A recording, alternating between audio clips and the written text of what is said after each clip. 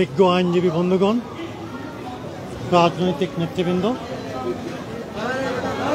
এবং সাংবাদিক বন্ধুগণ, আসসালামু আলাইকুম রহমতুল্লাহি বারাকাতুহ।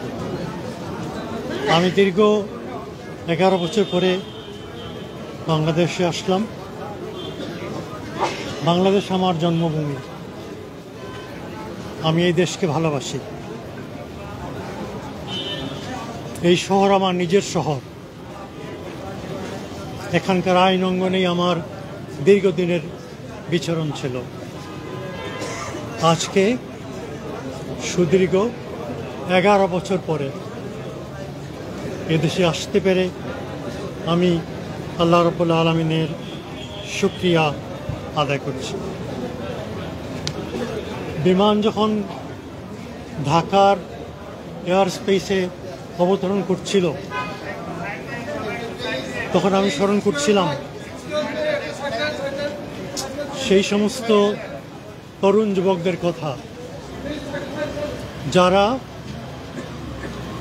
সর্বোচ্চ স্যাক্রিফাইস করে আজকে দেশ এবং জাতির জন্য একটি মুক্ত পরিবেশ করে দিয়েছে। জার্মানি থেকে ফ্যাসিবাদকে উচ্ছেদ করার জন্য একটা মহাযুদ্ধের প্রয়োজন হয়েছিল। সেই মহাযুদ্ধে তদানীন্তন 3টি বৃহৎ আমেরিকা, সোভিয়েত ইউনিয়ন এবং ব্রিটেন 5 বছর যুদ্ধ করতে হয়েছে। আমাদের এই যুবকরা তাদের বুকের তাজা রক্ত দিয়ে আমাদের জন্য এই স্বাধীনতা এনে দিয়েছে। আজকের এই দিনে আমরা তাদেরকে শ্রদ্ধা ভরে স্বীকার করছি। Without their supreme sacrifices and cool courage, we could not have obtained this independence. কিন্তু আমাদের যুদ্ধ শেষ হয়ে যায়নি। প্রতিটি বিপ্লবের পরেই সমস্যার সৃষ্টি হয়। ফ্রেঞ্চ বিপ্লবের পরে হয়েছে, আমেরিকান রিভলিউশনের পরে হয়েছে, শাহের পতনের পরে হয়েছে। সুতরাং এখন আমাদের যেটা প্রয়োজন সেটা হচ্ছে জাতীয় ঐক্য। হিটলার চলে যাওয়ার পরে জার্মানি 2 ভাগে বিভক্ত হয়ে যায়। 1962 সালে সেখানে বার্লিন ওয়াল উঠে, কিন্তু আজকে সেই বার্লিন ওয়াল নেই, জার্মানি এক হয়ে গেছে। আমাদের আগামী দিনও যথেষ্ট কঠিন কাজ আমাদের করতে হবে, কিন্তু জাতীয় ঐক্য যদি আমাদের থাকে, 3টা বিষয়ে যদি জাতি একমত হতে পারে।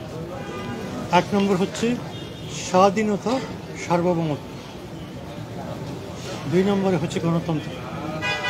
আর 3 নম্বরে হচ্ছে অর্থনৈতিক উন্নয়ন।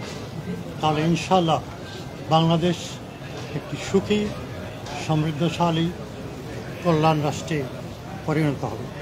একটা কথা বলে শেষ করছি। 1757 সালে ব্রিটিশ যখন এই দেশে আসে, তখন বাংলাদেশ ছিল দুনিয়ার সবচেয়ে সমৃদ্ধশালী দেশ।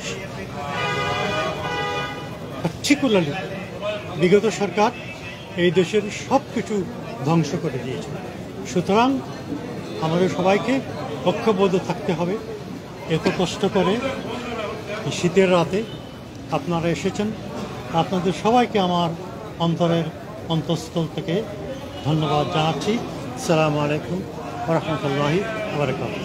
স্যার একটা প্রশ্ন ছিল স্যার। এবং রাজনৈতিক অঙ্গন স্যার কবে আপনাকে ফিরে পাবেন? স্যার রাজনীতির তো আপনি 2টি জায়গা থেকে, জামাত থেকেও আপনি পদত্যাগ করেছেন, এবি পার্টি থেকেও পদত্যাগ করেছেন। তো আপনার আসলে কোনো বিশেষ রাজনৈতিক দল দুটির কোনোটিতে সক্রিয় হওয়ার ইচ্ছা আছে কিনা, বা সেটি কবে থেকে? আমি একজন আইনজীবী। আমি কোর্টরুম ব্যারিস্টার। 1980 সালে আমি ব্যারিস্টার হই। 5 বছর ইংল্যান্ডে প্র্যাকটিস করেছি। তারপরে এখানে ফিরে আসি। অনেক ইম্পর্টেন্ট কেস আমি করেছি। আমার অনেক জুনিয়র এখানে আছেন। ইটিভির কেস, পাবলিক সেফটি অ্যাক্ট, এই সমস্তের মাধ্যমে আইনের অঙ্গনে আমি আমার কন্ট্রিবিউশন রেখেছি।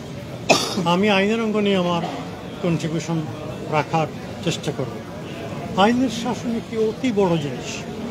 বাংলাদেশে যদি আমরা আইনের শাসন প্রতিষ্ঠিত করতে পারি, তাহলে আমাদের রাজনীতি সফল হবে, অর্থনৈতিক উন্নতি হবে। সুতরাং আইন অঙ্গনেই আমার বিচরণ, আইন অঙ্গনেই আমি থাকব। আইনের মাধ্যমে আমি দেশ এবং জাতির খেদমত যতটা আল্লাহ তাআলা আমাকে তৌফিক দেন সেটা করার চেষ্টা করব। আপনাদের মনে আছে 2001 সালে পৃথিবী বন্ধ হয়েছিল হাসিনার ফার্স্ট গভর্নমেন্টের সময়। এত বড় জালিয়াতি এদের ইতিহাসে কোনোদিন হয়নি, এবং সুপ্রিম কোর্টের অর্ডার ছাড়া পৃথিবী বন্ধ হওয়ার কোনো উপায় ছিল না। সুতরাং একসময় আসে যে রাজনীতি এবং আইন একসাথে মিলে যায়। সুতরাং আইনের অঙ্গনে আমি আছি, আমি আইনের ছাত্র, আইনের অঙ্গনেই আমি কাজ করতে চাই।